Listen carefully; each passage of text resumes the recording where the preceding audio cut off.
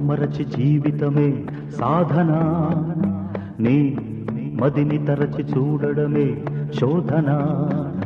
ఆశయమన్నది నీ వరం, కలవల్చును అంబరం, నీ కృషి నీకొక ఇంధనం, అది సాగర బంధనం.